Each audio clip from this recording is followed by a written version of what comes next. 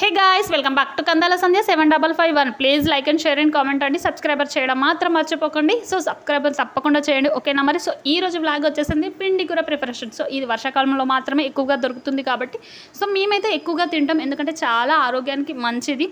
So దీనికి కావాల్సిన ఆ ఐటమ్స్ ముందుగా చూసేద్దాం సరేనా, తర్వాత దీని ఉపయోగాలు చెప్తాను, ఓకేనా? మరి సో ముందుగా ఆకుర అయితే మంచిగా కడిగేసి పెట్టేసుకున్నానండి. సో స్టవ్ పైన బండి పెట్టేసి ఆయిల్ 2 స్పూన్లు వేసేసాను.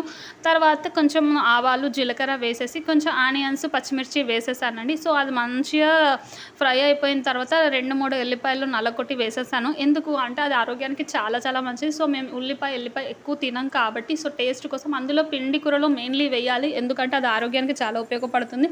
కొంచెం స్మెల్ లేకుండా ఉంటుంది కాబట్టి అందుకని వేసాను. సో ఇది వేసేసిన తర్వాత కొంచెం పసుపు వేయాలండి. పసుపు కూడా మంచిగా కోలిన తర్వాత మంచిగా కడిగి పెట్టుకున్న ఆకుకూర వేసేసి మంచిగా మగ్గించేసేయాలండి. ఒక 5 మినిట్స్ వరకు మగ్గించేసేయాలి. ఎందుకు అంటే ఆకుకూర చూడండి ఎంత ఫుల్గా అయిపోయిందో, తర్వాత మనము దీన్ని మగ్గిన తర్వాత చూడండి ఎంత తక్కువగా అయిపోతుందో, చూడండి ఎంత బాగా ఫ్రై అయిపోతుంది చూడండి. సో ఇది తినడం వల్ల మనకు ఆరోగ్యానికి చాలా చాలా మంచిది. మన కిడ్నీలో రాళ్ళు ఉంటే కరిగిస్తాయంట. తర్వాత మనకు బ్లడ్ సర్క్యులేషన్ కానీ మన ఆరోగ్యానికి ఇది చాలా చాలా మంచిది.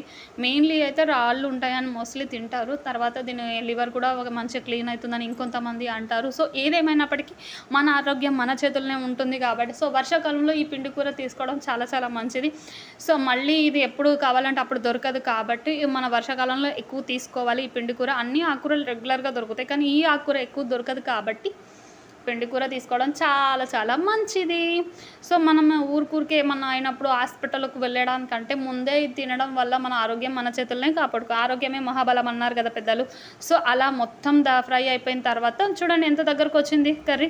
అలా దగ్గరికి వచ్చేసిన తర్వాత దీంట్లో సాల్ట్ వేసేసుకోవాలి, దీనికి సరిపడేటట్టు సాల్ట్ వేసుకోవాలి. మేము ఉప్పు కారాలు చాలా తక్కువ తింటాము, ఎందుకు అంటే మాకు కమ్మగా ఉంటే ఇష్టం కాబట్టి కొంచెం ఉప్పు కారాలు తక్కువ తింటాం.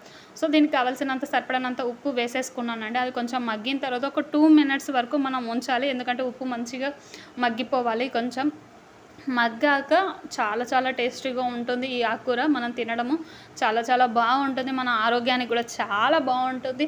సో ఇది వర్షాకాలంలోనే దొరుకుతుంది కాబట్టి కంపల్సరీ తినండి, ఓకేనా? నా వీడియో కనుక మీకు నచ్చినట్టయితే please like and share and support me.